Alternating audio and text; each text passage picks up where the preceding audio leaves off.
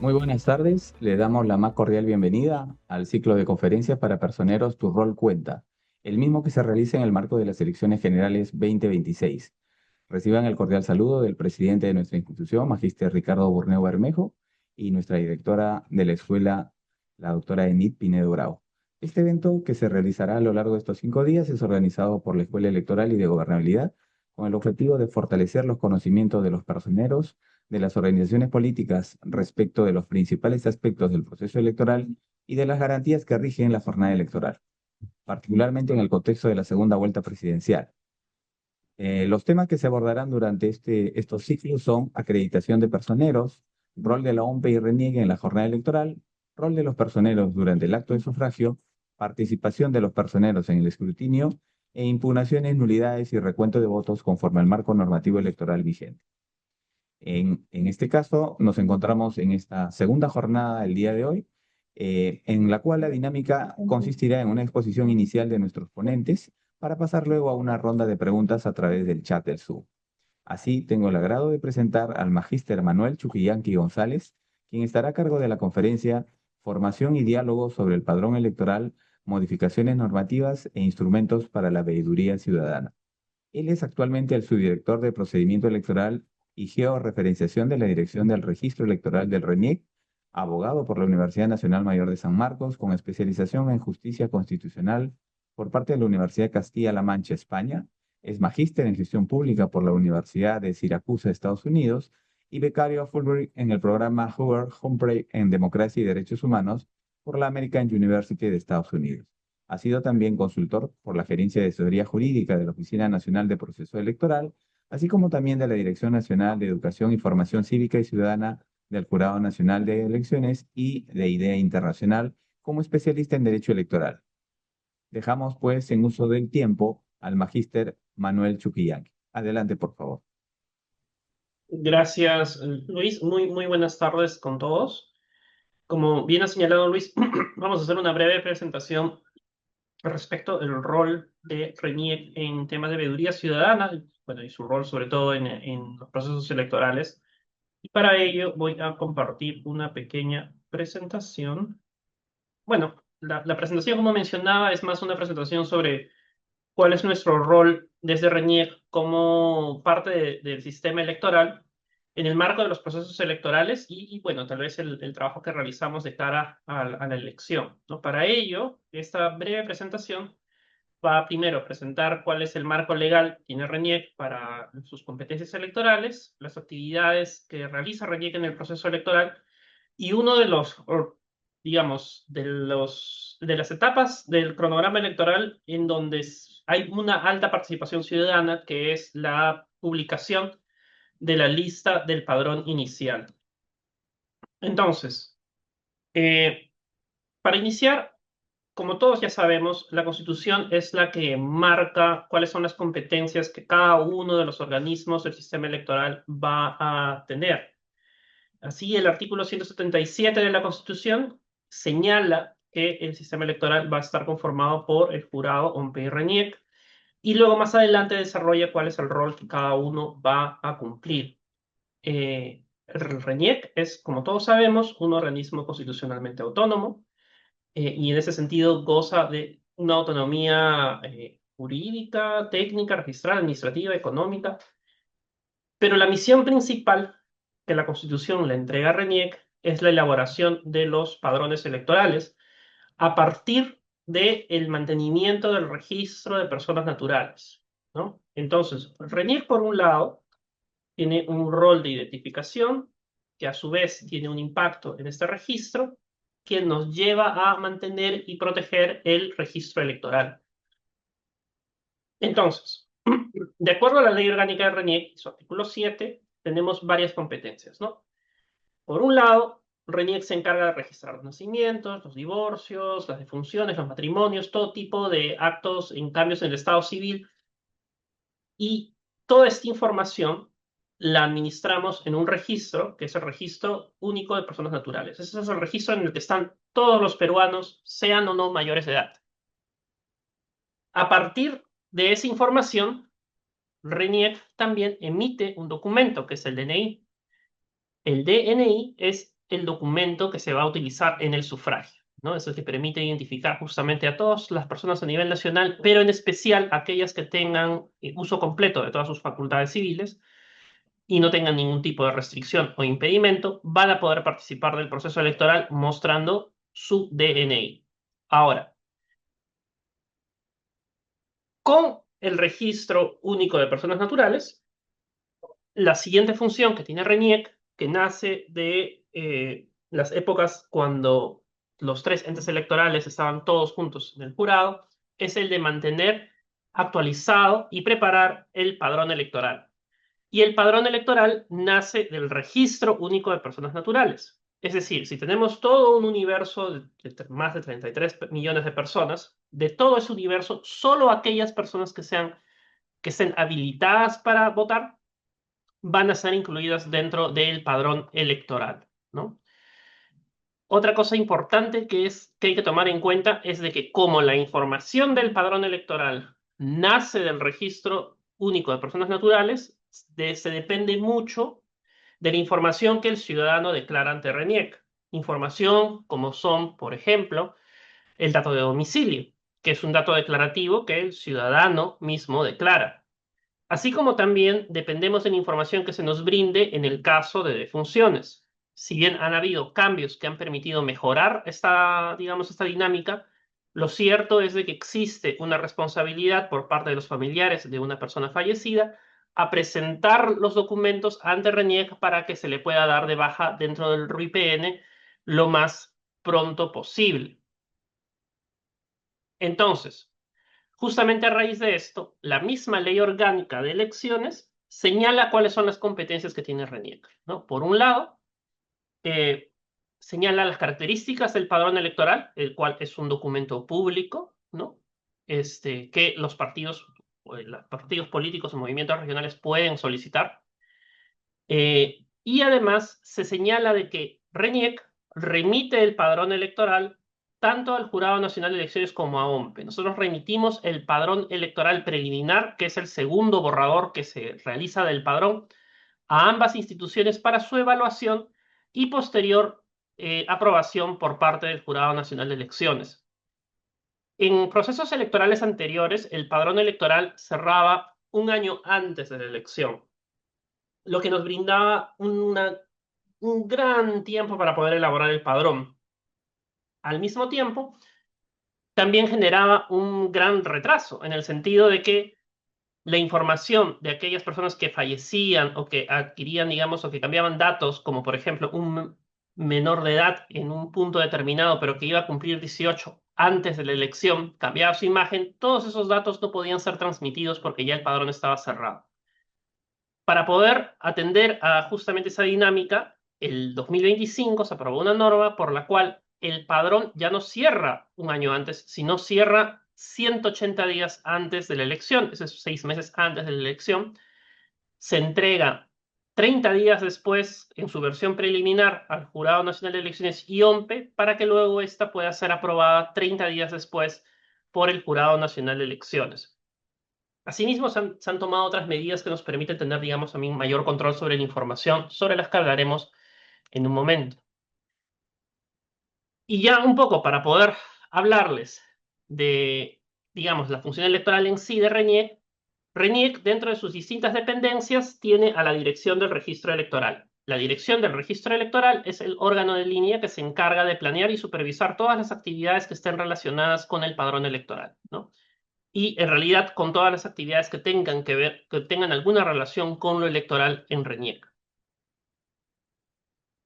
Entonces, dentro de un proceso electoral normal o estándar, por así decirlo, vamos a tener distintas competencias que son asignadas a RENIEC.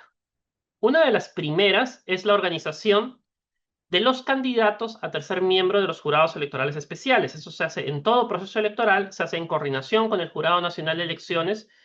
Y dependiendo de la cantidad de jurados electorales especiales que el JN indique, pues se hacen tantos sorteos, ¿no? Nosotros seleccionamos aleatoriamente a 25 ciudadanos del distrito y esos 25 ciudadanos, esta información de estos 25 ciudadanos se traslada al Jurado Nacional de Elecciones para que luego ellos puedan hacer el sorteo de quién sería el titular como tercer miembro.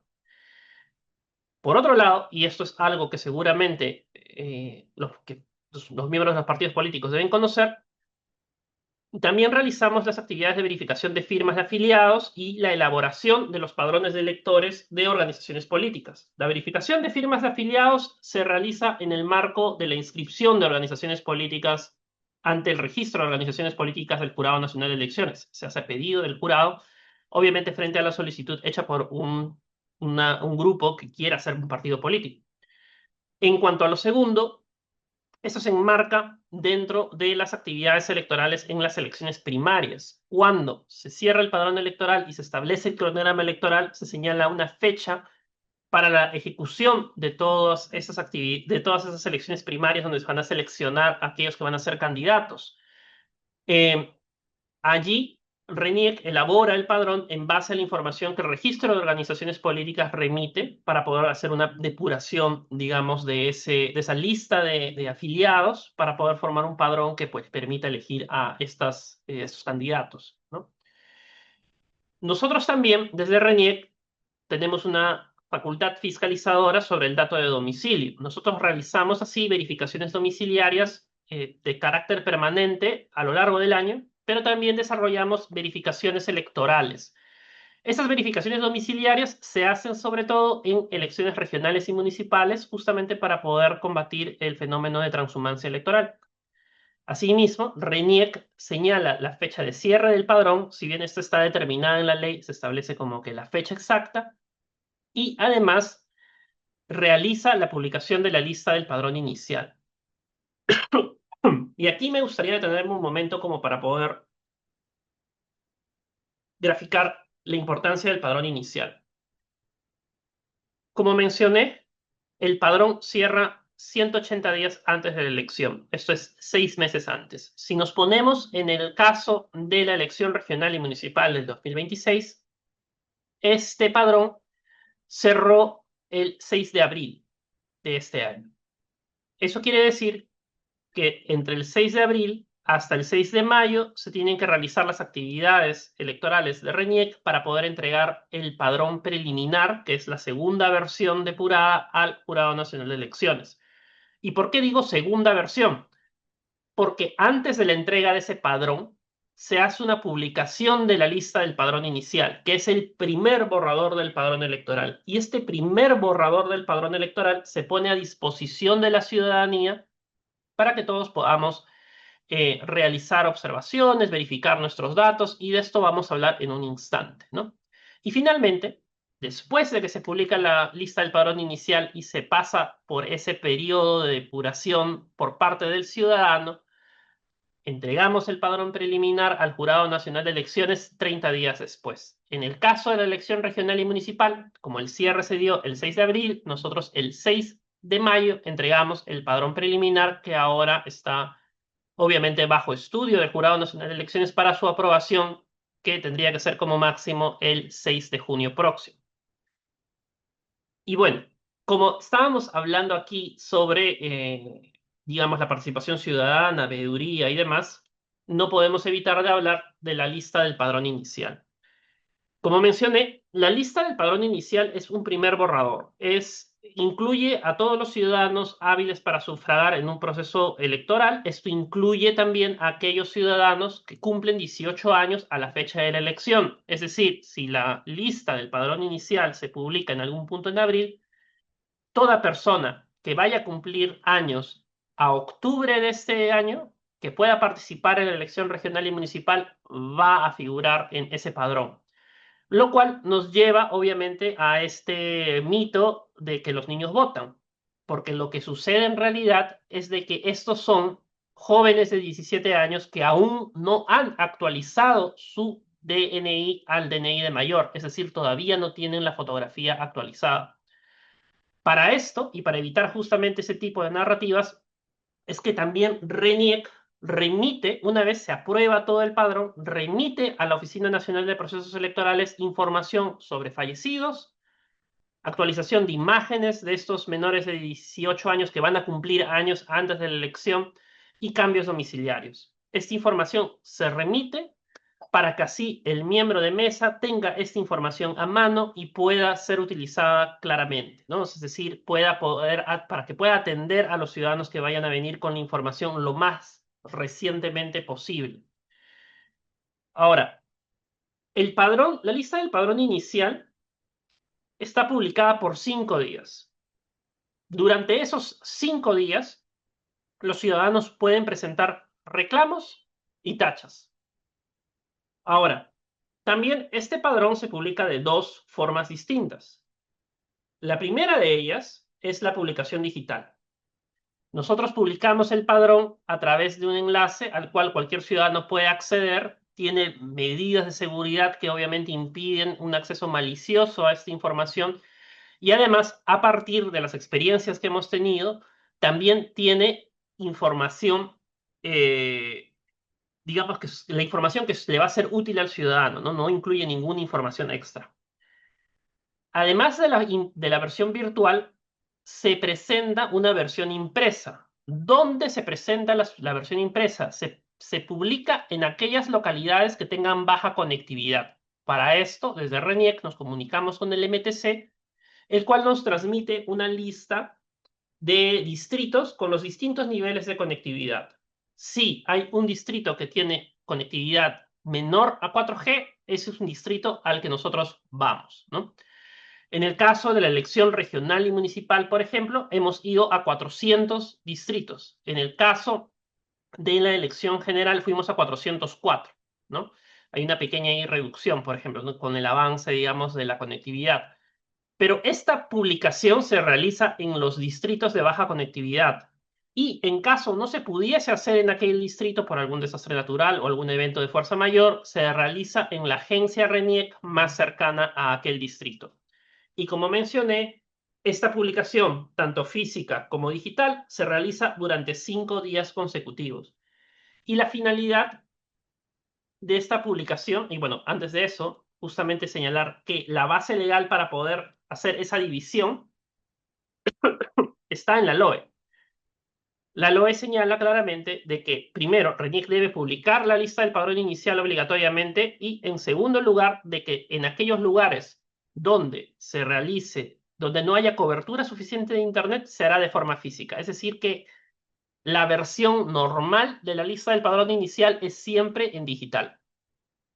Ahora, ¿por qué se publica la lista del padrón inicial? La lista del padrón inicial se publica sobre todo para dar pie a la veeduría ciudadana. Como RENIEC viene diciendo en todas sus campañas de prensa, que seguramente ustedes deben escuchar, el padrón lo hacemos todos, eso no solamente es porque el padrón depende de la información que el ciudadano le brinda a RENIEC, sino también porque en esta etapa de publicación de la lista del padrón inicial, todos los ciudadanos podemos participar.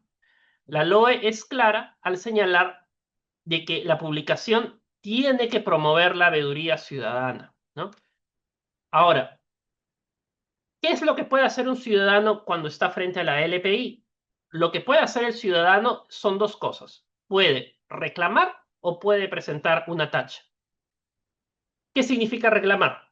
Significa que el ciudadano ha revisado su información, la información que le pertenece en la lista del padrón inicial y ha encontrado algún tipo de error. O puede ser también de que por algún motivo no figure en la lista del padrón inicial.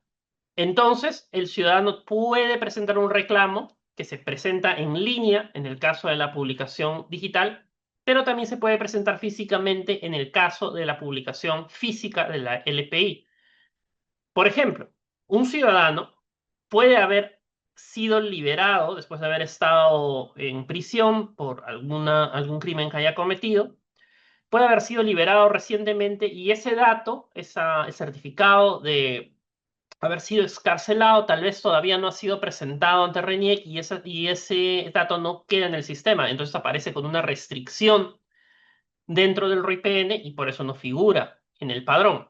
Entonces, ese ciudadano recientemente liberado, ya ha readaptado a la sociedad, puede presentar ese certificado y con aquel certificado pues se procesa y se le brinda acceso para que pueda figurar en el padrón.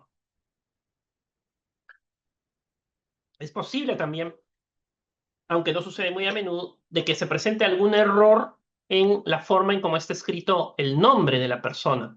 Tal vez algún error en impresión, algún error ortográfico. Ese también es el momento para que el ciudadano pueda presentar un reclamo y sus datos fuesen corregidos.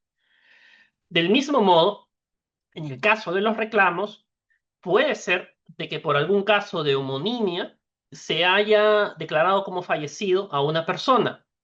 Entonces, si la persona no se encuentra en el padrón y la restricción que tiene es la de fallecido, pues se le toma una ficha de cada dactilar y obviamente se le restituye en el padrón. Ahora, ¿qué significa una tacha? Una tacha es cuando el ciudadano revisa la información de un tercero y advierte de que éste no debería estar en el padrón. ¿En qué caso sucede esto? Sobre todo en casos de fallecimiento. A veces, dentro de nuestra comunidad, o dentro de nuestra cuadra, nuestro barrio, nuestra comunidad, nosotros podemos darnos cuenta de que se ha producido el fallecimiento de algún vecino o vecina. Si vemos el padrón inicial, tal vez vemos el nombre del vecino y vecina, y entonces lo que correspondería es presentar una tacha. La tacha requiere un sustento, y ese sustento usualmente es un certificado de defunción. Aquí también vale la pena aclarar de que para que un ciudadano sea retirado del padrón debe contar con un acta de defunción. El certificado de defunción es el certificado que levanta el médico.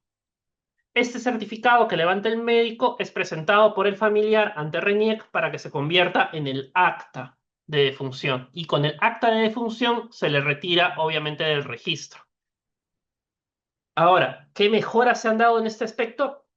Una de las principales es de que, si bien la responsabilidad principal está en el familiar, en el caso digamos, haya conectividad suficiente, el médico que levanta ese certificado de defunción debe remitirlo a RENIEC si han pasado 30 días y el ciudadano o el familiar no ha ido a RENIEC a presentar el mismo. Entonces, pasados esos 30 días, el médico remite ese certificado para que de oficio RENIEC pueda retirar al ciudadano del padrón.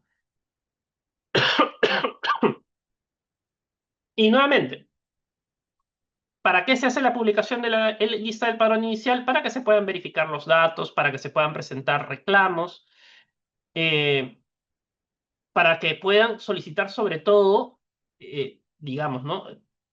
Presentar los reclamos en caso de uno no figure allí hay algún tipo de error. Y justamente el objetivo de todo esto es darle una mayor flexibilidad al derecho político que tienen cada uno de los peruanos, ¿no? Entonces, como mencionaba, uno puede reclamar, uno puede tachar siempre con sustento y obviamente esto se repliega para poder ser tratado por los especialistas en la dirección del registro electoral que lo transmiten obviamente a las áreas que corresponden de RENIEC para que se pueda hacer lo que sea necesario, sea que figure o no en el padrón electoral. Como mencioné, para que uno pueda retirar a alguien, necesita presentar el sustento. Entonces, por ejemplo, en el caso de una resolución de interdicción, requiere la sentencia judicial de interdicción. O si en caso se encuentre con una persona que tenga una pena privativa de la libertad, se requiere la sentencia y en el caso de fallecimiento, el acta de defunción o el certificado de defunción. Ahora, aquí sí me gustaría hablar un poco de lo que ha sido la experiencia de la lista del padrón inicial en elecciones regionales y municipales. Entonces, como mencioné, la publicación se hace por 5 días, ¿no? Entonces, la publicación de la lista del padrón inicial se hizo del 22 al 26 de abril y durante esos 5 días se procesaron todas las observaciones que los ciudadanos pudiesen haber levantado sobre ese padrón. Entonces, esta de aquí también tiene ciertas limitaciones, porque obviamente uno de los objetivos de RENIEC es la protección de los datos personales de cada uno de los peruanos, ¿no? Entonces, cuando nosotros publicamos en forma virtual y uno accede a la lista del padrón inicial, sobre uno mismo puede ver todos los datos, porque nosotros podríamos presentar alguna corrección sobre cualquiera de los datos que nos compete. Esto es, los nombres, apellidos, el número de DNI, el número de ubigeo, el departamento, distrito, provincia, la fotografía y la dirección. Eso es la información que yo puedo ver sobre mí mismo. Sobre un tercero, la información que se ve es limitada. Solamente te permite ver los nombres, apellidos, el número de DNI, si es que uno, digamos, pone el cursor sobre la persona, la fotografía y la circunscripción. Esto es el departamento, provincia y distrito y el grupo de votación. Es decir, no puede ver obviamente el dato de domicilio exacto, ¿no? Y para esta experiencia nosotros le dimos un acceso de 2 minutos para la consulta que podrían hacer 3 veces al día, ¿no? En el caso de la lista del padrón inicial impresa, se tomaron precauciones de la misma manera, ¿no? O sea, la lista misma no mostraba las direcciones, pero en caso un ciudadano quisiera, pues, revisar su dirección, podía hacerlo con el publicador que estuviese en su distrito. Bueno, además de esto que les he traído, lo otro que quería mencionar es justamente estos cambios que había mencionado hace un momento, ¿no? Si bien es cierto, RENIEC no participa de las acciones y labores directas durante el día de la elección, sí es cierto que después de aprobado el padrón, seguimos remitiendo información actualizada a la Oficina Nacional de Procesos Electorales, tomando como ejemplo, por decir, a la elección general de este año. RENIEC entregó el padrón en noviembre del 2025, en diciembre del 2025 se aprueba y en enero del 2026 enviamos la primera actualización de fallecidos, domicilios e imágenes a la Oficina Nacional de Procesos Electorales. Esta información obviamente complementa la información del padrón. No altera el padrón, porque el padrón, como había mencionado, es como una fotografía que se toma al momento de cierre, pero sí brinda información que puede ser de utilidad para los miembros de mesa. Esta actualización, por ley, debe hacerse de forma mensual. Es así que en enero del 2026 hicimos 2 envíos, luego en febrero uno más y luego en marzo uno más, como último antes de la primera vuelta. Luego del 12 de abril, a fines de abril, se hizo un quinto envío y esta semana perdón, la semana pasada, el día 29, se hizo el sexto y último envío de información a la Oficina Nacional de Procesos Electorales. Esto para que el miembro de mesa que realiza una labor vital ese día de la elección cuente con la información más reciente respecto de los ciudadanos que conforman el padrón electoral. Entonces, en principio, el miembro de mesa va a contar con información referente a aquellas personas que hayan fallecido después de la aprobación del padrón electoral, a aquellas personas que hayan cumplido 18 años y que hayan actualizado su DNI y por ende su fotografía haya cambiado en el padrón, es decir, ya no figura como un cara de niño, sino como una persona ya adulta. Y en tercer lugar, cambios de domicilio, ¿no? De ser el caso. Esto es lo que les quería traer. Es un breve resumen respecto a las competencias que tiene RENIEC en el marco de los procesos electorales. Y bueno, yo quedo atento a las dudas o preguntas que ustedes puedan tener para poder ir absolviéndolas. Gracias. Muchas gracias, Manuel. Dejamos en estos momentos el espacio para sus consultas, lo pueden hacer vía el chat, de tal forma que podamos también compartir sus consultas a Manuel con la finalidad de poder ir aclarando los puntos que también nos ha expuesto esta tarde. Para empezar, Manuel, acá hay una pregunta de James Alvarado que nos dice, ¿por qué se limita la publicación en el padrón electoral? Solo se puede ver por unos minutos y vistas limitadas. Como mencioné, la idea de la lista del padrón inicial es de que uno pueda ver solamente la información de su comunidad. Cuando nosotros hacemos la publicación física de la lista del padrón inicial, eh, lo que hacemos es solamente llegar la información de ese distrito en específico. Y usualmente son comunidades bastante pequeñas a las que vamos, las más alejadas. Entonces, digamos, todo el mundo se conoce. Cuando nosotros colocamos la información del padrón inicial incluso en vía web, la idea de la limitación es de que nosotros queremos sobre todo verificar y validar la información de uno mismo y bueno, de ser posible, revisar la información de las personas tal vez más cercanas dentro del padrón, ¿no? La limitación de los minutos sí corresponde a una restricción por seguridad de la información misma, ¿no? Bien, muchas gracias. Estamos a la espera de alguna otra consulta que puedan tener con respecto al padrón electoral y aclarar un poco los puntos que de manera bastante clara nos ha expuesto Manuel.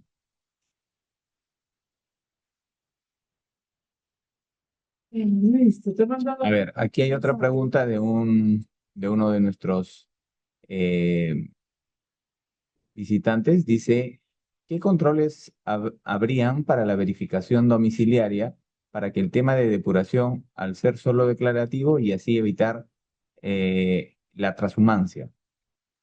Sí, como mencioné, el dato de domicilio es declarativo. El ciudadano declara dónde vive y esa es la información que mantiene el registro.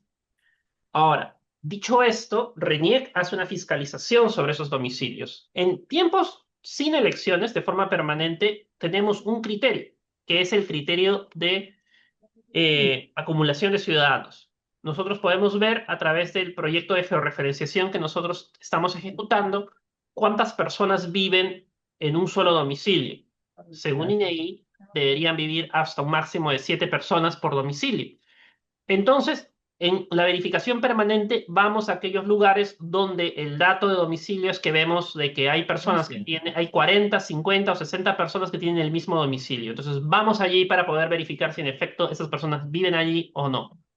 En el caso electoral, el criterio cambia. El criterio ya no es concentración de personas, sino el criterio es cuántos cambios domiciliarios tenemos por sobre el promedio. Eso como un criterio general, porque a ese se le aumentan otros, pues tenemos otras formas de poder ver cuáles son algunos casos sospechosos de cambios de domicilio. Pero la variación domiciliaria en el cálculo que nosotros hacemos nos da un promedio y cualquier otro distrito que supere el promedio de cambios domiciliarios es un distrito al que deberíamos ir. Claramente, no se puede ir a los más de 1890 distritos que hay a nivel nacional, pero se seleccionan los más críticos y a ellos vamos. En el caso de la elección regional y municipal, por ejemplo, hemos ido a 59 distritos en 18 regiones. Y esos 59 distritos han estado enfocados sobre todo en la zona de Ancash, ¿no? Y en esa verificación que hemos podido hacer, recordemos también de que hemos tenido un padrón, un periodo de elaboración del padrón recortado, porque ya no tenemos un año para poder hacer estas verificaciones, sino tan solo tenemos ahora casi un mes, dado que el padrón cierra 6 meses antes y el quinto mes tendríamos que entregarlo al Jurado Nacional de Elecciones. Durante ese mes hemos realizado cerca a 70.000 verificaciones domiciliarias. Hemos verificado los domicilios de más de 60.000 ciudadanos y hemos restituido a más de 33.000. ¿Qué significa restituir? Significa de que si el equipo de RENIEC va a su domicilio y no lo encuentra, vuelve a regresar una segunda ocasión y no lo vuelve a encontrar, se va a tomar el dato de domicilio que tiene ahorita y se le va a trasladar al domicilio anterior, porque claramente en el padrón no debería estar en el domicilio al que se le ha ido a verificar. Por decir un ejemplo, si nosotros hacemos una campaña de verificación en Comas, ¿no? Y detectamos a una persona que no vive en Comas, vamos a sacar del padrón de Comas a esta persona y la vamos a trasladar al distrito que tenía anteriormente. Eso es lo que sucede cuando tenemos una verificación domiciliaria.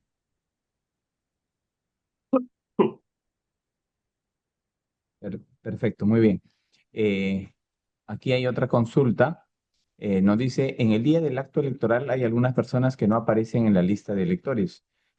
¿Cómo es el proceso que se realiza para sacar de la lista a estos electores, ya sea por golondrinos o que les da derecho a alguna defensa? Allí la pregunta no la entiendo muy bien, pero vamos a intentar responderla. Primero que todo, hay que tener claridad sobre los materiales electorales que tenemos. Una cosa es el padrón electoral y el padrón electoral es el cúmulo de personas, es todo el global de las personas que pueden votar. La lista de electores es la lista que corresponde a una mesa de sufragio, que esto es un material que lo produce OMPE a partir del dato del padrón electoral. ¿Cómo depuramos el padrón electoral? Tal vez es a lo que se refiere esta pregunta. Y la respuesta es más o menos sencilla. Cuando estamos... Sencilla, pero requiere un montón de trabajo. O sea, nosotros nos basamos en información que existe en el Registro Único de Personas Naturales. Y para que el Registro Único de Personas Naturales esté al día, hacemos un trabajo interinstitucional. RENIEC se comunica con el MINSA, con el Ministerio de Relaciones Exteriores, con INPE, el Ministerio de Justicia, el Poder Judicial, para poder recabar información que nos permita restringir a aquellos ciudadanos que no deberían votar. Por ejemplo, ¿no? Que el Poder Judicial nos remita las sentencias condenatorias rápidamente, que el MINSA nos traslade los certificados de defunción de forma automática rápidamente, cosa que tenemos toda la información para poder producir un padrón electoral depurado, ¿no?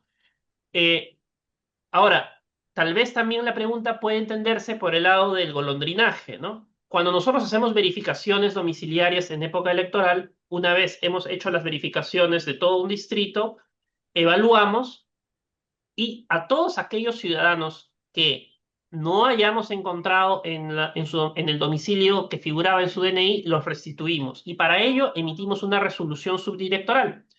Esta resolución se publica en el Diario Oficial del Peruano, se publica en la web de RENIEC y las personas que estén en esa lista pueden presentar una apelación. Obviamente esta apelación es revisada por la subdirección y en segunda instancia por la dirección para poder determinar si permanece o no en el padrón electoral. Bien. Eh, a ver, hay otra consulta. ¿Existe alguna forma de acceder al padrón electoral de un distrito independientemente de la página? No. El padrón electoral, si bien es un documento público, tiene mucha información sensible. Información sensible, ¿cuál es? Me se preguntarán. Están las fotografías, firmas y huellas digitales. Esa información no se puede compartir y en ese sentido no se puede acceder al padrón electoral de esa forma. Hay entidades a las cuales se le entrega el padrón y esas están determinadas por ley. Se le entrega al Jurado Nacional de Elecciones y se le entrega a la Oficina Nacional de Procesos Electorales. A los partidos políticos se le entrega una versión del padrón que no tiene justamente esos datos sensibles, ¿no? Pero fuera de ello, el padrón no se entrega así nada más. Dicho esto, la información del padrón, la distribución geográfica de los electores y demás, se puede ver en la página web de RENIEC, donde tenemos un dashboard donde ustedes pueden ver la información tanto de la elección general como de la elección regional y municipal. Bien. Bien, Miguel, te agradecemos por la excelente exposición y por las consultas. Aquí hay una última pregunta que nos están formulando. ¿Podría explicar nuevamente, por favor, sobre la información de los ciudadanos con fotografía desactualizada? Claro, eh, como mencioné, todos los datos del DNI son declarativos. El ciudadano es que los presenta ante RENIEC. El DNI también tiene una duración de 10 años. Entonces, claramente la fotografía allí puede cambiar. ¿Qué es lo que sucede? Cuando un menor de edad cumple 18 años, se supone que a los 17 debería actualizar el DNI para tener una fotografía de adulto. Lamentablemente, no siempre eso sucede y en muchos casos no actualizan esta información hasta que cumplen los 18 años mismos. Y en algunos pocos casos, incluso habiendo cumplido 18 años, no hacen esta actualización. Entonces, Eh, los cara de niño, los popular cara de niño, son aquellos ciudadanos que a pesar de que van a cumplir 18 años a la fecha de la elección, no han hecho esta actualización de la imagen. Entonces, la imagen que va a tener el padrón de este joven que va a cumplir 18 años sigue siendo aquella que tenía cuando tenía 8 años o 7 años cuando haya sacado el DNI de niño. Entonces, lo que nosotros hacemos, por ejemplo, con los envíos a OMPE es un poco mitigar eso, ¿no? Porque si bien en el padrón puede aparecer la fotografía de un niño, puede ser que este ciudadano ya haya ido a RENIEC después de que cerró el padrón electoral, claro, y haya cambiado su imagen, la haya actualizado a la de un DNI de adulto. Y en esa circunstancia le mandamos este dato actualizado, esta foto actualizada a OMBE para que ellos se la puedan transmitir también al miembro de mesa. Bien, creo que estamos con el tiempo, pero vamos a hacerte una última consulta, Miguel, con respecto al padrón electoral. La Manuel, por si consulta, acaso. Manuel, perdón. La consulta es respecto al padrón electoral para las elecciones regionales y municipales. ¿RENIC remite al Jurado Nacional una primera o segunda actualización del padrón o es una versión única basada en el último corte?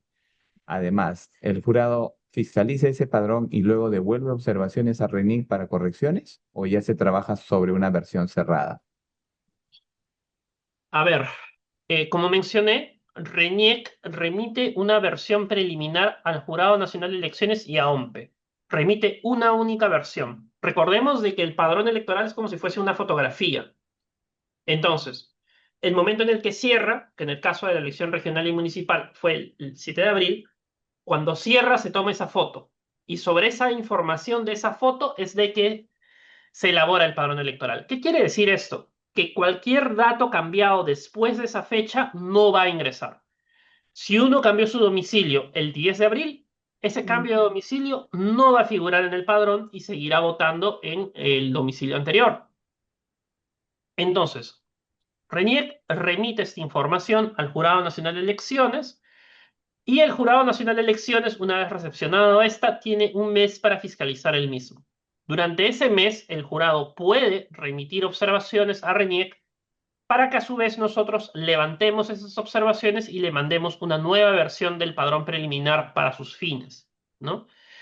Eh, Hasta que el padrón esté completamente saneado, que cuente con la aprobación del Jurado Nacional de Elecciones y con ello ya se procede a aprobarlo y se autoriza obviamente su uso ya en la elección. Dicho esto, como había mencionado hace un momento, después de aprobado el padrón, RENIEC remite información actualizada a la Oficina Nacional de Procesos Electorales, pero esto ya con fines y con miras a la elección en sí. Muy bien. Le queremos agradecer al magíster Manuel Chuquillanqui por su brillante exposición y les agradecemos a todos por sus consultas a través del chat. A continuación vamos a tener la presencia de la magíster Carla Cueva Hidalgo, quien estará a cargo de la conferencia Rol de la OMPE y otros actores electorales en la jornada electoral. Ella es politóloga, tiene una maestría en psicología política por la Queen's University Belfast en Irlanda del Norte y una maestría en ciencia política y gobierno por la PUC. Actualmente es subgerente de capacitación y formación electoral en la Gerencia de Organización Electoral y Coordinación Regional de la OMPE, en la cual lidera la capacitación al personal de la ODP y a los actores electorales para cada proceso electoral. Dejamos en uso del tiempo a la magíster Carla Cueva. Adelante, por favor. ¿Qué tal, Luis? ¿Qué tal a todos? Buenas noches a todos y a todas. Es un gusto saludarlos el día de hoy. También haber escuchado a Manuel con las precisiones también que evidentemente tanto el jurado como Reniec y como nosotros estamos interrelacionados en muchas actividades. Lo que voy a hacer el día de hoy, un poco también considerando que la segunda elección presidencial es este domingo, les voy a explicar un poco cómo funciona la jornada electoral y un poco también cuál es el rol de la OMP en la jornada electoral y algunos elementos, digamos, recientes que se han acordado también entre organizaciones políticas que están participando este 7 de junio y también la OMP. Entonces, quiero abordar un poco en general esos temas y luego ya estaremos abordando las preguntas. A ver, denme un minutito para compartir también la presentación. Entonces, bueno, como también ya les mencionaba Luis, un poco he querido también abordar el rol de la OMPE y otros actores electorales en la jornada electoral. Entonces, solo para adentrarnos al tema de lo que realiza OMPE. En específico, nosotros nos dedicamos a planificar, organizar y ejecutar los procesos electorales. Evidentemente, eso es un público diverso. Muchos de ustedes me imagino podrían ser personeros de mesa o de local de votación ese domingo, entonces la idea es un poco abarcar esos elementos. Nosotros también como OMPE nos encargamos de elaborar el material electoral y distribuirlo en las mesas de sufragio a nivel nacional. Coordinamos, como ya bien lo mencioné hace unos momentos, con el jurado y RENIEC, dependiendo sobre todo del cronograma electoral. Evidentemente, tal como Ya se mencionaba, nosotros para cada proceso electoral hay un programa bastante extenso en donde intervenimos los 3 organismos electorales. También lo que hacemos es brindar capacitación y educación electoral a la ciudadanía. Nosotros ya cuando nos dedicamos ya al proceso electoral específicamente, nosotros empezamos un periodo ya muy específico que se llama el periodo de capacitación de actores electorales, que funciona unas semanas previas a la jornada electoral y posiblemente algunos de ustedes hayan sido capacitados ya sea en este proceso o previamente. Ahora, también brindamos apoyo y asistencia técnica a los partidos políticos para las diferentes elecciones internas que ellos puedan tener y verificamos el tema de la actividad económica y financiera de las organizaciones políticas según ley. Ahora, yo me voy a dedicar, como ya les había mencionado, sobre todo en las primeras funciones. Ahora, ya cuando nos referimos un poco a la gestión de la jornada electoral específicamente, lo que hace la OMPE es establecer esas oficinas descentralizadas de procesos electorales, más conocidas como las ODP. Para este proceso, específicamente para las generales y evidentemente para la segunda elección presidencial, se han instalado 126 oficinas. Cuando hemos hecho elecciones grandes previamente, ya sean las regionales y municipales, por ejemplo, del 2022, teníamos un número menor, si no me equivoco, teníamos alrededor de 94, 93 oficinas. Entonces, evidentemente, en este proceso han aumentado en un porcentaje bastante significativo, con el fin de que haya digamos, podamos tener el alcance y la cercanía con la ciudadanía dependiendo de la jurisdicción de cada una de estas oficinas. Estas oficinas contratan un número bastante importante de personal que ejerce diferentes funciones, pero aquí les quería mencionar estos 3 principales, digamos, que es posible que, como les decía, si ustedes son personeros este domingo o lo han sido, han podido también encontrarse con ese personal ya en la jornada electoral. Evidentemente, cuando estamos en jornada electoral, estamos todos con el chaleco azul, básicamente la interacción debería ser la misma, pero sí es importante recordar que hay un coordinador distrital, o sea, por cada distrito o centro poblado hay una persona, digamos, una persona responsable de ese distrito o centro poblado que se encarga de organizar a todo el personal de ese distrito. Luego tenemos un coordinador o responsable del local de votación y que se encarga de todo lo que sucede en un local específico y usualmente está en algunos lugares específicos del local de votación, como es el centro de acopio. Cuando ustedes han ido a votar, y evidentemente hay una serie de aulas en el local de votación, hay un aula, si podemos decirlo específicamente, que se llama centro de acopio. El centro de acopio es donde está todo el material electoral, donde se ordena el material electoral y donde evidentemente también se reparte cuando ya llegan los miembros de mesa a cada una de las mesas de sufragio. Y el otro personal que es de mucha importancia, que es el coordinador de mesa. El coordinador de mesa es el responsable de un número de mesas específico, dependiendo de la estrategia que se defina para cada proceso electoral.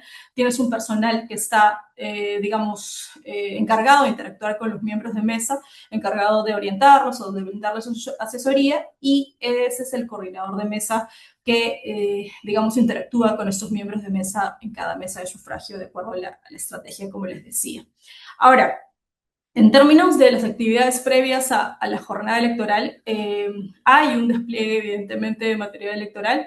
Difiere lo que sucede en Lima, Metropolitana y Callao, de lo que sucede, en provincias. Evidentemente porque, digamos, el envío de material electoral, por ejemplo, para provincias, a la fecha, hoy día martes, ya culminó, por ejemplo, el día de ayer para las provincias, porque digamos que lo más lejos es lo que sale primero, y el despliegue de Lima, Metropolitana y Callao se está realizando a partir del viernes de esta semana y sábado también de esta semana. Entonces, ya con la llegada del material, lo que sucede específicamente es que el personal, evidentemente los que les he mencionado, lo que realizan es el acondicionamiento del local de votación, en el cual ponen, digamos, evidentemente la señalética y acondicionan las aulas, porque lo que sucede en cada local de votación es que hay coordinaciones previas para el préstamo del local específicamente, que sucede y que se hace directamente con los directores de estos diferentes instituciones educativas, sobre todo tanto privadas como públicas, y que nos dan el préstamo del local por un tiempo específico. Usualmente el préstamo Empieza desde el sábado, a veces desde el viernes específicamente, y ahí digamos que ya se traslada el personal de la OMPE específicamente a estos locales, y de hecho el personal de la OMPE pernocta también en los locales desde un día antes, un poco para, digamos, tener todo ordenado para la llegada de los electores el domingo. Ahora, ya para adentrarnos un poco en las actividades netamente de la jornada electoral y actividades que corresponden a la participación de los personeros. A ver, en el caso de la apertura de los locales de votación, siempre se invita a los miembros de mesa, en este caso que empezamos el sufragio a las 7 de la mañana, se invita a los miembros de mesa a las 6 de la mañana, y la participación de personeros puede empezar a esa hora específicamente.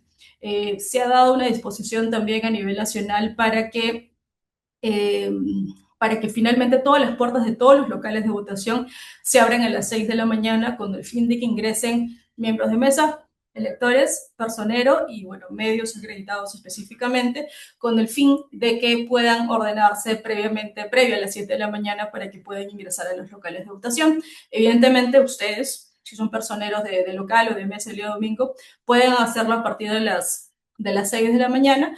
Evidentemente, ahí hay que ustedes se pueden apersonar y acercarse a sus mesas, y también esperar que, digamos, los miembros de mesa lleguen, porque como ustedes saben, los miembros de mesa también son citados a esa hora y hay un tiempo específico que se toma la instalación. Ahora, evidentemente, y ustedes me imagino que están justo en coordinaciones con sus organizaciones políticas, de ser el caso, ustedes pueden ubicarse en más de una mesa de sufragio para cumplir su función, o personarse o presentarse. Y la idea es que ustedes también, en las mesas que se acreditaron, también es importante que ustedes puedan acceder a esas mesas en cualquier momento de la jornada electoral. No es solo en la instalación, no solo en el sufragio, no solo en el escrutinio, ustedes pueden acercarse a sus mesas en cualquier momento, o también acercarse desde la instalación y quedarse durante toda la jornada electoral. Ahora, también en las mesas de sufragio, y creo que es importante también mencionarlo, la mesa de sufragio en la caja, digamos, de material electoral, lo que sucede es que ahí también llega una copia del manual de miembros de mesa y también llega una copia de la cartilla de instrucciones de personeros. O sea que si ustedes no lo adquirieron por diversas razones previamente, ustedes también pueden solicitar a los miembros de mesa esta cartilla de instrucciones de personeros, un poco para que les sirva de guía en términos de derechos y prohibiciones generales durante la jornada electoral. Ahora, durante la jornada electoral, digamos, más allá de los miembros de mesa que ya los mencionábamos, más allá de los personeros, evidentemente, que participan de la jornada electoral, también hay otros representantes específicos que pueden participar durante la jornada electoral. Tienes, evidentemente, los fiscalizadores del Jurado Nacional de Elecciones, que están realizando sus tareas de fiscalización, y ellos lo que hacen es estar muy cerca del procedimiento, sobre todo del flujo de la mesa y cómo están, digamos, siguiendo los pasos los miembros de mesa. Entonces, ellos están ahí para fiscalizar y para observar, evidentemente, el flujo. Luego tenemos a representantes del Ministerio Público, que, si no me equivoco, alrededor de 7.000 fiscales van a estar a lo largo de los diferentes, casi los 10.000 locales de votación que tenemos este domingo. Ahora, ellos evidentemente están ahí como fiscales de prevención de delito, ¿no? Entonces, cualquier incidente, cualquier hecho del personal, o incluso también ustedes pueden, evidentemente, estar al tanto de que hay fiscales en los locales de votación este domingo. Ahora, también hay representantes de la Defensoría del Pueblo. La Defensoría del Pueblo lo que hace es, básicamente, tiene una serie de instrumentos de recojo de información y están ahí para defender el cumplimiento también de los derechos de los ciudadanos y ciudadanas durante la jornada electoral. Tenemos observadores nacionales e internacionales.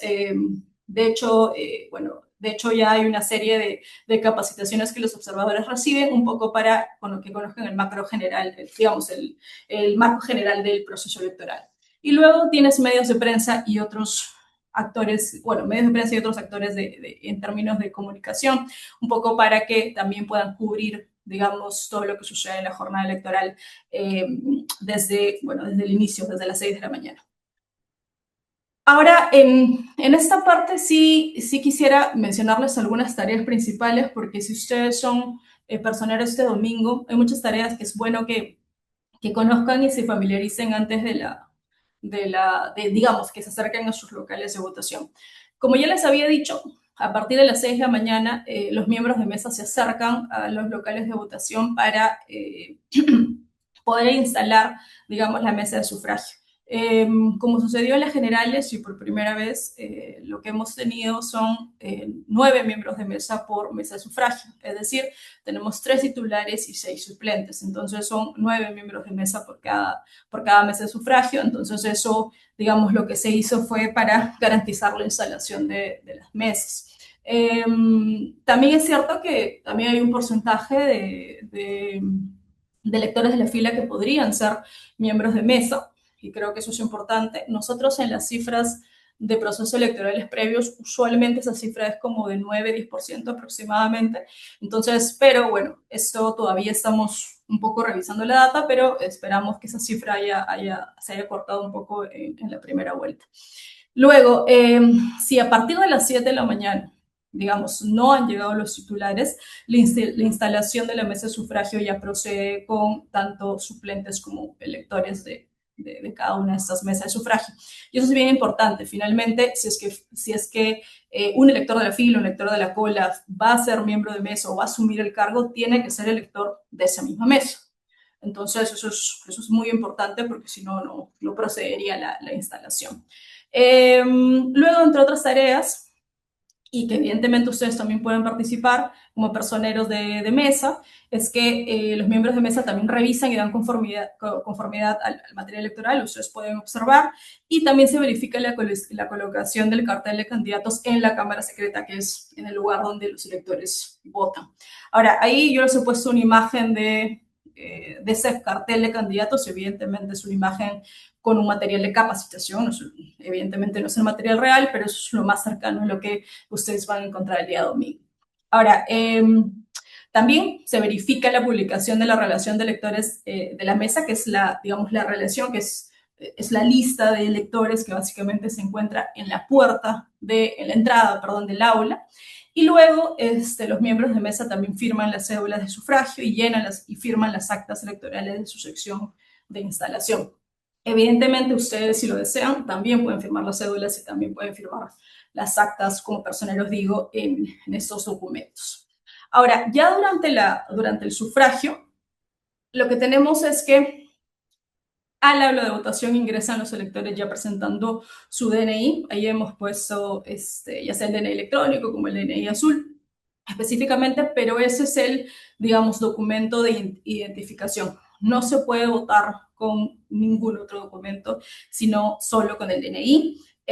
Sí se le pide, como ya les había mencionado, como hay una relación de electores en la puerta del aula, sí se le pide a los electores que revisen su orden en esa relación, un poco para que sea más fácil y más ágil el sufragio. Y luego ya cuando ingrese el elector al aula, lo que pueden hacer es presentar su DNI y ahí ya lo identifican y verifican su identidad con el fin específicamente de que puedan, digamos, otorgarle la cédula. Ahora, ahí también lo que tienen los miembros de mesa en la mano es un documento que es lo que mencionó Manuel Chuquillanqui en su presentación previa. Es este documento de información complementaria entregado por el RENIEC y que evidentemente Manuel ya lo explicó con mucho detalle. Es que específicamente en ese documento que ya RENIEC, algunas mesas, no todas, se hace lo que menciona es el listado o actualización, por ejemplo, de fallecidos posterior a la entrega del padrón electoral a los organismos electorales. Entonces eso se hace una vez al mes. Luego, también es cierto que también se permite la votación con DNI caduco o a los jóvenes con DNI de menor de edad, que es algo que también el ponente previo también yo lo explico. Y después de la identificación que se da en la mesa de votación, se le entrega esta cédula firmada, ¿no? Y sí es importante que más allá de las firmas de los personeros, que es opcional, la firma de los miembros de mesa sí es obligatorio, sobre todo la del presidente. Bueno, vota el elector en la cámara secreta y luego se le pide que él mismo, el elector, sea quien deposite la cédula en el ánfora. Luego, evidentemente, el elector firma la lista de electores y le devuelven el DNI. Algunos temas adicionales durante el sufragio y que pueden presentarse en las aulas de votación o en las mesas. Nosotros tenemos un protocolo de como un PD atención preferente y también para personas con discapacidad. Entonces, evidentemente, nosotros establecemos la priorización de la atención preferencial de determinadas personas con discapacidad, mujeres embarazadas, adultos mayores, por ejemplo, y de ser necesario también se puede utilizar el módulo temporal de votación. Probablemente, si es que no lo han utilizado nunca en los locales de votación, hay un aula que se llama módulo temporal de votación que tiene que estar cerca a la entrada del local de votación con el fin de que si hubiera, por ejemplo, no sé, se presentara una persona en silla de ruedas y su mesa está en el segundo piso, lo que se hace es que se permite el traslado de los documentos electorales y el ánfora específicamente a ese módulo temporal de votación para que esa persona con silla de ruedas pueda votar específicamente de esa mesa específicamente en ese módulo temporal de votación. Entonces, son excepciones que se permiten obviamente para brindar facilidades a los electores. Ahora, también posteriormente también tenemos el protocolo de atención a personas trans y no binarias, que de hecho fue actualizado en los últimos meses, si no me equivoco, hace como 2 o 3 meses, en donde básicamente también se establecen algunas pautas de atención a personas trans y no binarias, y donde básicamente también se hace el recojo de posibles quejas que puedan tener esas personas sobre temas de atención en los locales de votación. A ver, otros elementos importantes dentro del local de votación es la plantilla braille, es decir, hay personas con discapacidad visual que pueden utilizar, digamos, el lenguaje braille y que también se puede solicitar en el personal de la OMPE. Luego hay formatos especiales, por ejemplo, como el cargo de retención de documento de identidad. Esto puede pasar en el momento específicamente del sufragio, donde podría haber un caso de posible suplantación de identidad. Entonces ahí se sigue un protocolo específicamente en donde finalmente, si bien se le permite votar a la persona, digamos, hay el DNI y el voto de la persona se pone en un sobre específico y hay un cargo de retención de documento de identidad que se le brinda al elector en un caso, digamos, especial como este. Ahora, ya para el cierre del sufragio, los miembros de mesa cuentan, digamos, a los electores que votaron en cada una de sus mesas en la lista de electores, que es lo que ustedes pueden ver a la mano izquierda, y que básicamente cuentan, digamos, cuántos electores votaron, un poco para que tenga, que corresponda, digamos, el número de cédulas que se utilizaron también. Finalmente, el presidente firma, digamos, esta lista de electores y de hecho los personeros también la pueden firmar si lo desean. Y luego también se llenan las actas electorales en la sección de sufragio y que también los personeros pueden votar, pueden firmar si lo desean.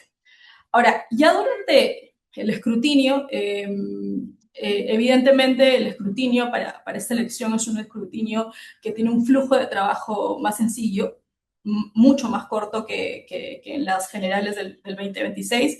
En el 2026 nos encontrábamos 5 elecciones con la participación de más de 35 organizaciones políticas, entonces ahora solo hay 2 opciones, tenemos 2 organizaciones políticas, entonces es una cédula bastante más sencilla y de hecho los documentos electorales también lo son. Entonces, en este caso, los miembros de mesa evidentemente revisan, hacen el conteo y luego ellos determinan la cédula, determinan el voto de cada cédula, si es válido, blanco o nulo, y muestran y deberán mostrar esta cédula escrutada a los personeros. Ahí hemos puesto una imagen a la mano derecha específicamente de cómo se pueden ubicar también los personeros un poco para poder visualizar este momento específico. Estos son ejemplos que de hecho están en el manual de miembros de mesa y también me parece que en la cartilla de personeros, un poco para que ustedes puedan revisarlos. No voy a detenerme necesariamente en todos los ejemplos, pero básicamente un voto válido es cuando tienes puede ser una cruz o un aspa, ya sea en el símbolo o en la foto o en ambos. de una opción política, ¿no? Entonces, es importante también verificar que la intersección de esta cruz o aspa esté en el recuadro específicamente. Eso determina también que es un voto válido. En el caso de votos nulos, como pueden ver, ahí hemos puesto otros ejemplos, pero específicamente, obviamente, no podrías marcar las dos opciones a la vez, o sería un voto nulo, no puedes utilizar otra marca que no sea una cruz o un aspa. Recordar, evidentemente, que la intersección tiene que estar dentro del recuadro, entonces todo eso serían causales de que el voto sea nulo. Luego hay otros elementos que determina la ley orgánica de elecciones sobre si la cédula está rota, sobre que si la cédula no cuenta con la firma del presidente de mesa, eso también sería un voto nulo. Si la cédula contiene, digamos, el nombre, la firma o DNI del elector, porque hay otra marca en la cédula, eso también sería, digamos, un voto nulo. Y si es que se utiliza por alguna razón, digamos, una cédula que no es la que entregó la mesa, ¿no? Ahí es muy fácil de identificar porque finalmente tiene los logos correspondientes de la segunda elección presidencial. Y el tercer tipo de voto es que sí, finalmente no se marca ninguna opción y es un voto en blanco. Ahora, en términos de cuando les comentaba que el flujo de la mesa finalmente no va a ser un flujo extenso, es porque ahí también les he puesto ahí algunos ejemplos de cómo se ve tal cual, digamos, los documentos electorales en la mesa, y esos son evidentemente documentos electorales de capacitación, porque así los utilizamos y de hecho les llega en las capacitaciones tanto del personal como de miembros de mesa, les llega el documento electoral específicamente para que ellos puedan hacer la práctica previamente, pero básicamente tienes una hoja de borrador donde paloteas específicamente los nombres, perdón, los votos de una organización política u otra, y ahí puedes marcar evidentemente si es un voto blanco, un voto nulo o un voto impugnado.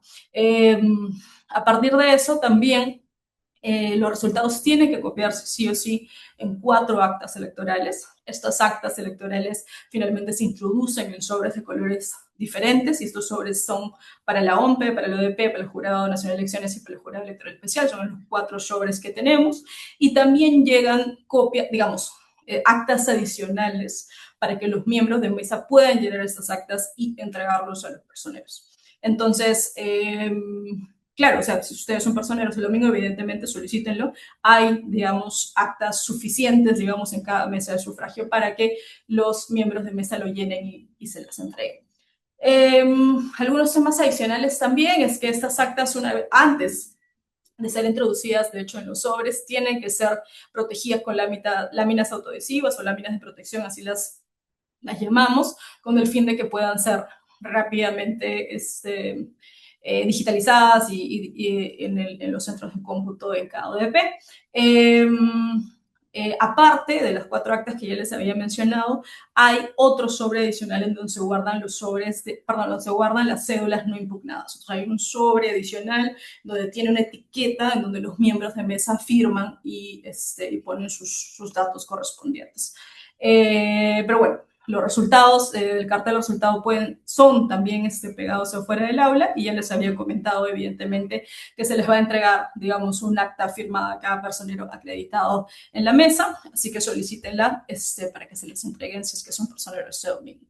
Ahora, algunos puntos específicos que sí quería tocar sobre unos acuerdos que recientemente se han firmado entre la OMPE y los partidos políticos que participan este domingo en la elección. De hecho, se tuvo una reunión el 22 de mayo y que, bueno, participaron evidentemente, como ya les decía, las 2 organizaciones políticas y se, digamos, revisaron algunos elementos y se han acordado los siguientes puntos, que son diferentes y son nuevos a lo que finalmente se usaba, digamos, en jornada electoral, así que creo que es importante tenerlo en cuenta.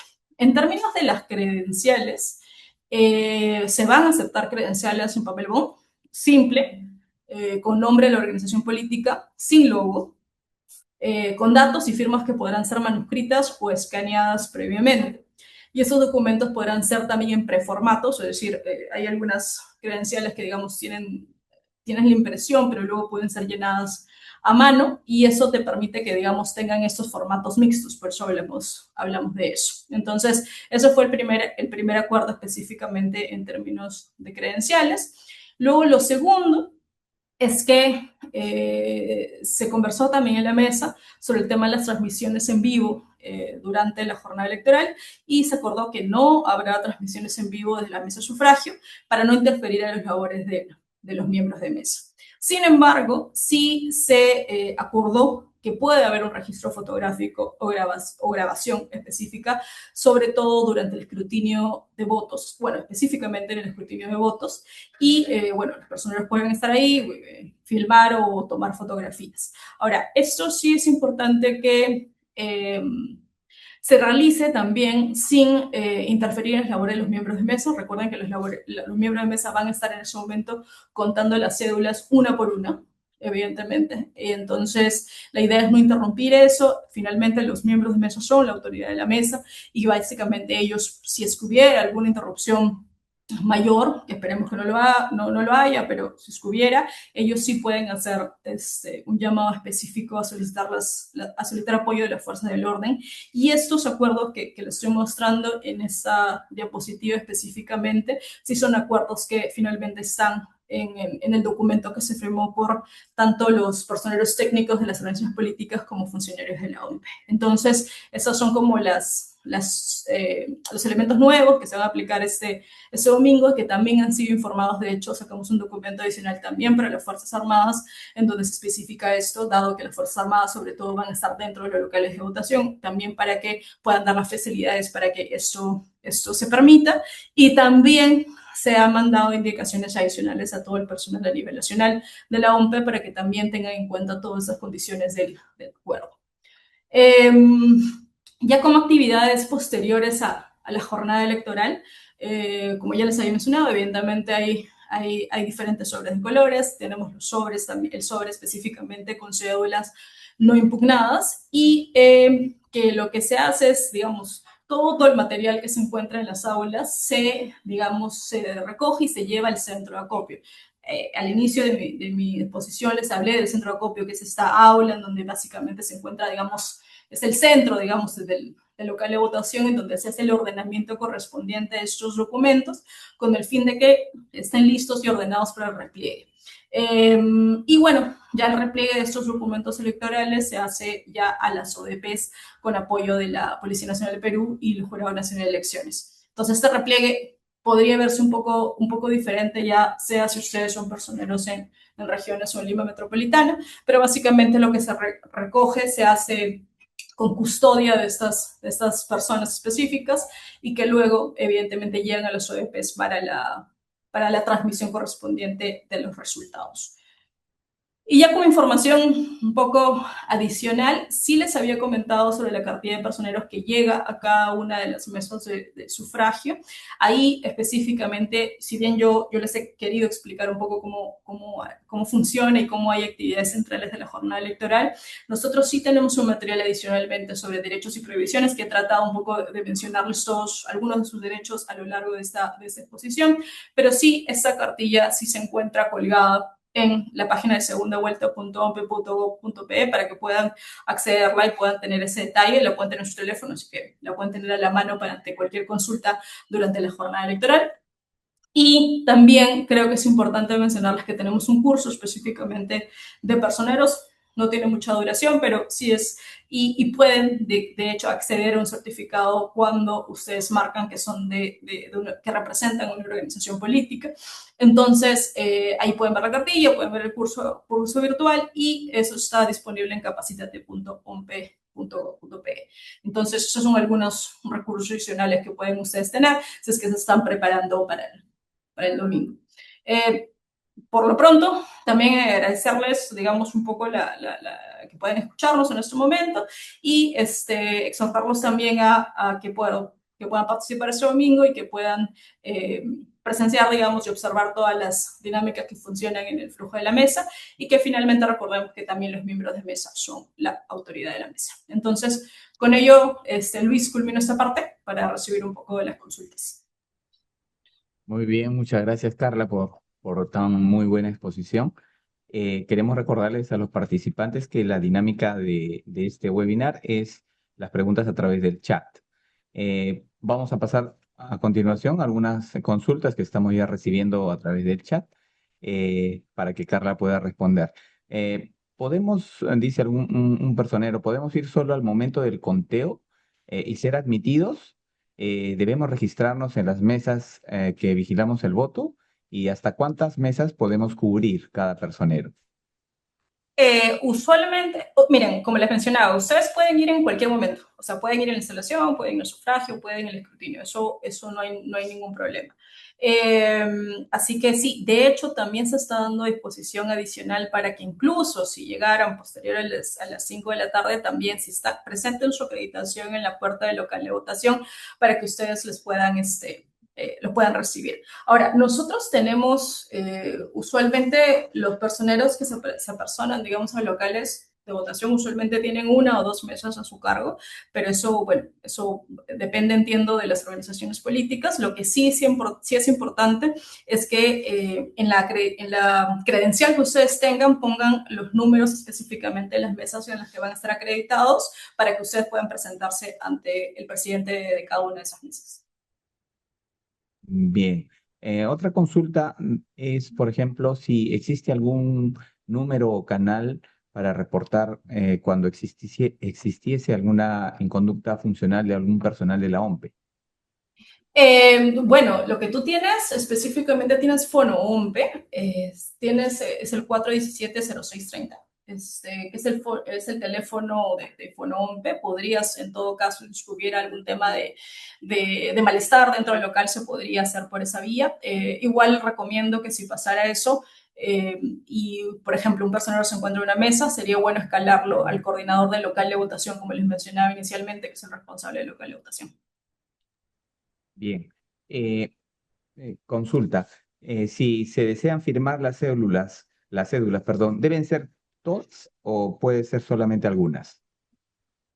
La firma de las cédulas es opcional por parte de los porcioneros. Entonces, por ejemplo, si llegaste y firmaste un grupo, está bien. Bueno, luego saliste y luego regresaste a mitad de sufragio, también puedes firmar, digamos, las restantes, evidentemente. Pero no es causal para nada de voto nulo o impugnación, ni lo más mínimo, ¿no? Tú firmas de acuerdo a lo que tú estás ahí presente. Evidentemente, recordemos que si ya culminó, digamos, el sufragio y ya estás en el escrutinio, evidentemente ya, y llegaste al escrutinio, evidentemente esas cédulas no se pueden firmar. Otra consulta con respecto a qué sucedería si es que una persona acude con la copia de la denuncia policial por el robo de su DNI, ¿podría votar? No, solo se vota con el DNI en físico. Nos ha pasado que a veces creo que van con los documentos de cuando solicitan el duplicado del DNI, pero no se puede, solo con el DNI físico. Y en ese caso, ¿cuál sería la situación de ellos?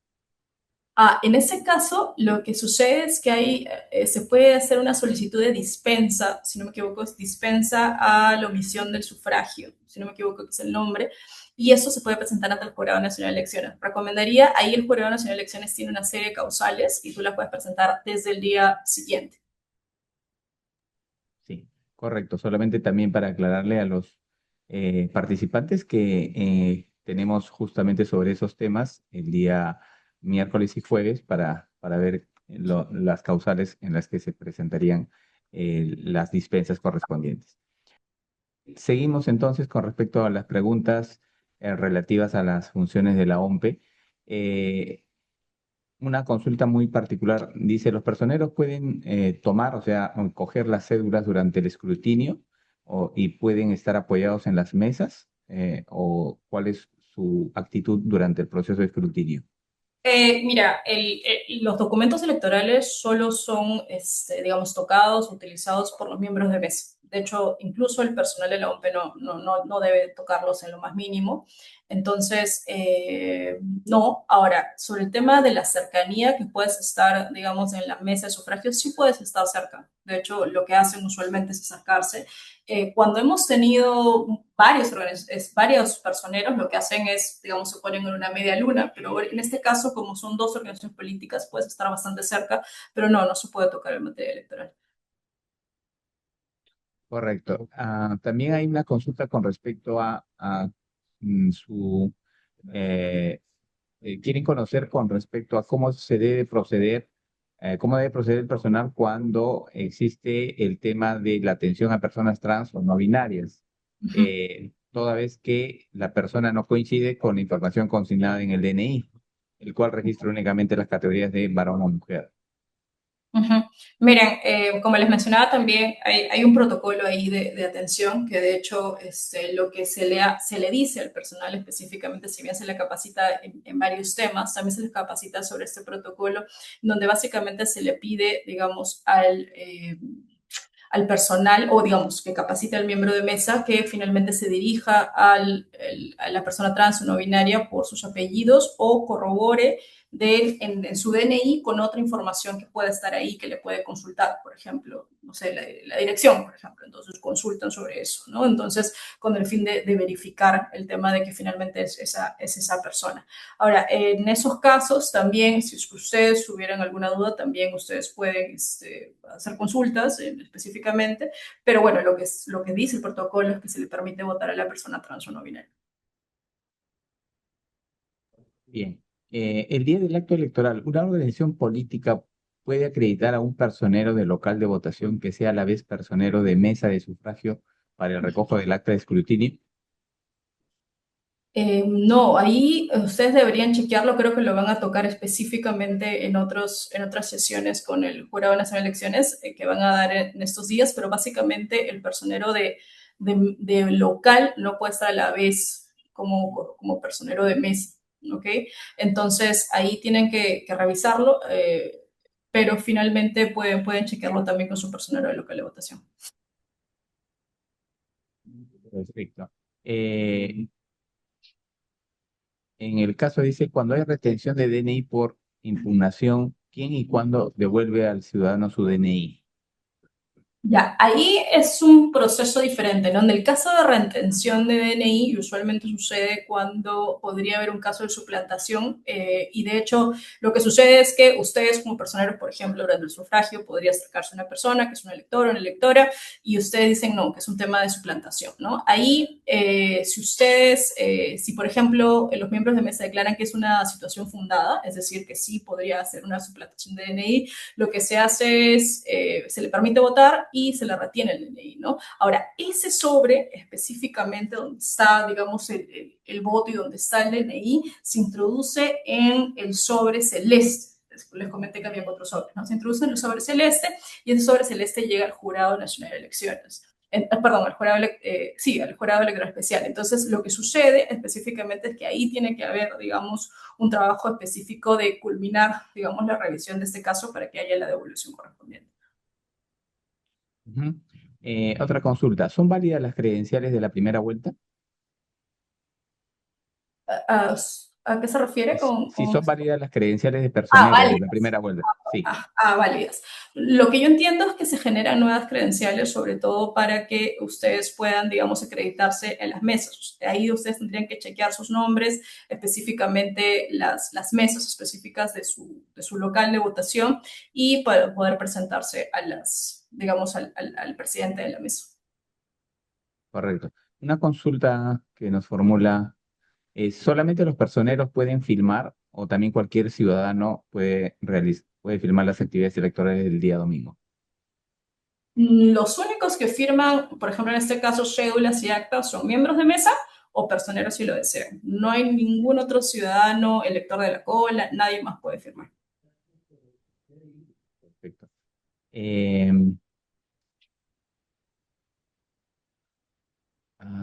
a ver, déjame ver, hay unas preguntas que son repetidas que ya se han Uh -huh. respondido. Déjame seleccionar un poco. Eh, ya, está también se ha respondido. ¿Un personero puede ser reemplazado por otro durante la jornada electoral? Sí, hasta donde yo entiendo sí, pero el tema está que el otro personero tendría que acreditarse también esa mesa, ¿no? Ahí podría pasar, no sé, que un personero se retira o se va a otro lugar, pero tendría que regresar y hacer la misma presentación ante el miembro de mesa, ¿no? Acreditarse con su número, por ejemplo, no sé, alguien en su instalación, y que otra persona sea escrutinio, pero tiene que acreditarse igual con el número de mesa establecido en su credencial. Perfecto. Dice, Si un ciudadano tiene su DNI que está vencido, ¿podrá votar? Sí, sí, de hecho, para las generales, RENIEC sacó una resolución específica sobre eso, entonces sí, también se puede votar. ¿Cómo se procede en caso de hallar DNI falsos durante el sufragio? Ya, ahora, si hay un DNI falso, y bueno, primero tendrías que corroborar que realmente sea. Yo recomendaría en todo caso que se llame específicamente al Ministerio Público. O sea, se puede llamar al jurado como parte de la fiscalización, pero también llamaría al Ministerio Público porque si ese es el caso y de ser así, eso ya sería un delito contra el sufragio. Entonces tendrías que llamar al Ministerio Público. Eh, si se encuentran cédulas marcadas por un candidato, ¿cuál es el procedimiento? Eso también va de la mano de lo que les mencionaba en la pregunta anterior, que sería un caso de delito contra el sufragio también. Ahora también en donde lo encuentres, ¿no? Ya sea en sufragio, escrutinio, creo que es importante reportarlo. Eso lo ve el Ministerio Público. Perfecto. Hay personeros que quieren tomar foto a todas las cédulas de la mesa. ¿Eso está permitido? A las cédulas de la mesa. Ahora, durante el escrutinio, como habíamos mencionado, sí va a estar permitido la toma de fotografías y filmar. O sea, podrías tomarlo, podrías hacerlo, ¿no? Igual recordemos que son 300 electores por mesa de sufragio, entonces sí, pero bueno, sí se puede. Perfecto. Eh, bueno, aquí un participante dice, ayer en la capacitación dijeron que un personero no podía cubrir varias mesas. ¿Eso es cierto? Nosotros incluso en la cartilla de personeros, y se les puedo mencionar, incluso aquí dice que finalmente ustedes podrían acreditarse en más de una mesa específicamente para ejercer sus cargos. Lo que sí recordemos también de que, por ejemplo, si tú estás en la instalación y luego regresas, lo que ya les había mencionado, o sea, una vez que, digamos, culminó un acto o ya se cerró una etapa, digamos, que ya ustedes no podrían tener ningún tipo de decisión sobre ese acto. Pero no, ustedes pueden ser personeros en más de una vez. Ya. Con respecto a la grabación, ¿es necesario solicitar autorización al presidente de mesa antes de grabar? ¿O los personeros lo pueden hacer como parte de sus acciones? Miren, en el acuerdo específicamente lo que dice es que se autoriza, digamos, la grabación de lo que corresponde al escrutinio sin interrumpir el flujo de la mesa correspondiente. Entonces, yo sí recomendaría igual que como parte de que los miembros de mesa son autoridad, ustedes pueden decirle voy a empezar a grabar y les puedes mencionar. Ahora, el impedimento radica si es que hay alguna alteración al flujo, si ustedes producen alguna suerte de impedimento, pues se desconcentra el miembro de mesa. O sea, podría haber alguna situación que el miembro le diga, por favor, o grabe desde este punto o el otro, ¿no? Pero sí recomendaría igual que digamos, o sea, se presenten, digamos, al miembro de mesa y que haya una cordialidad también entre lo que están haciendo y lo que él también está cumpliendo una función pública. Em, bueno, consultan aquí con respecto a si la fiscalía, hasta dónde son sus funciones dentro de las mesas de votación. Si ellos pueden intervenir cuando está el personal de la OMPE o del jurado o los miembros de mesa. Miren, cuando sucede, miren, nosotros tuvimos una reunión, de hecho, con el Ministerio Público hace poco y de hecho ellos nos dijeron tal cual, o sea, si había alguna suerte de alteración, si había alguna suerte de posible delito contra el sufragio, que los llamáramos, o sea, más allá de quienes estuvieran ahí presentes, porque hay situaciones que se escapan totalmente del procedimiento estándar. Entonces, si ustedes ven, lo pueden revisar en su cartilla, pueden revisar el manual. Si hay algo que finalmente se escapa de la situación, ustedes pueden llamarlo, elevarlo si quieren al coordinador del local de votación, al fiscalizador e incluso al Ministerio Público. Eso no hay ningún problema. Correcto. ¿La grabación debe ser a las actas o también puede ser a los rostros de los miembros de mesa? Miren, ahí cuando se hizo la conversación también con los diferentes, con los personeros que asistieron a la reunión, se habló específicamente de la grabación en las cédulas y en las actas. De hecho, en las actas también ustedes podrían tomarle foto o el cartel de resultados, eso no hay ningún problema. Lo de la toma de la cara de los miembros de mesa, eso sí tienen que, yo recomendaría que lo conversen con los miembros de mesa porque eso podría estar vulnerando también sus temas de datos o identidad, ¿no? Pero sí, eso es algo que podría también generar que el miembro de mesa les diga, bueno, creo que no lo pueden continuar grabando. Así que les pediría que en todo caso sí coordinen y expresen su intención también a los miembros de mesa para preservar, digamos, el estado estándar o el estado normal de la mesa de sufragio. Y otra consulta con respecto a la grabación. Una vez culminado el escrutinio, es decir, la entrega de las actas, ¿los personeros pueden seguir grabando el repliegue de las actas? Lo que se ha hablado en el acuerdo es el escrutinio, específicamente, porque luego lo que sucede es que los sobres con las actas se llevan al centro de acopio y ahí no hay grabaciones, porque ahí lo que hace es ordenamiento, ya temas más procedimentales y luego se va al repliegue. Eso no está dentro del acuerdo. Vamos terminando con las preguntas. Aquí dice, la Fiscalía en la primera vuelta no quiso que los personeros se acerquen a ver las cédulas. Tenían que estar a una distancia de casi 1,5 metros y ver de lejos. ¿Eso es correcto? Bueno, lo que sucede, creo que va relacionado a una de las preguntas que ya habíamos conversado, ustedes pueden estar cerca de la mesa, no hay ningún problema. El tema es que probablemente lo que haya pasado es que la idea es que no se toquen las cédulas específicamente, ¿no? Porque eso es labor del miembro de mesa. Ahora, lo que sí es específicamente, sí es importante en todo caso que si ustedes no ven, si le pidan al miembro de mesa, por favor, muéstrame la cédula, o yo estoy acá, o incluso solicitarle que si pueden estar más cerca. Pero la idea es no estar tocando las cédulas. Bien. Una consultación, el elector ve que ya firmaron por él, ¿no? Que no aparece en el padrón de la mesa. ¿Qué procedimiento corresponde seguir en ese momento? Ya, ahí son dos casos diferentes, ¿ya? Es el primero, que es el caso de si un elector va y ya ve su firma en la lista de electores. Ahí nosotros lo llamamos caso especial porque a veces sucede, ¿por qué? Porque a veces hay otro elector o por error que podría pasar en la mesa, distracción, y firman en otro lado. Si es así, el elector igual firma y igual vota y firma en la parte de observaciones de la lista de electores y se puede poner tal cual, ¿no? Yo estoy firmando en este lado porque finalmente alguien firmó en mi cuadrado. O sea, eso no hay ningún problema, ¿no? Ahora, lo otro es que si el elector no está en el padrón, eso sucede por causales muy diferentes que también Manuel en su presentación le explicó previamente, ¿no? Hay, digamos, una depuración de padrón mucho antes, muchos meses antes. Entonces, a estas alturas, si ustedes han votado en la primera vuelta, ahorita no, ustedes deberían revisar y entren a consultaelectoral.ompe.go.pe un poco para también revisar este punto específicamente de que ustedes están específicamente en la mesa donde ustedes tienen y saben que van a votar. Entonces, eso es muy importante.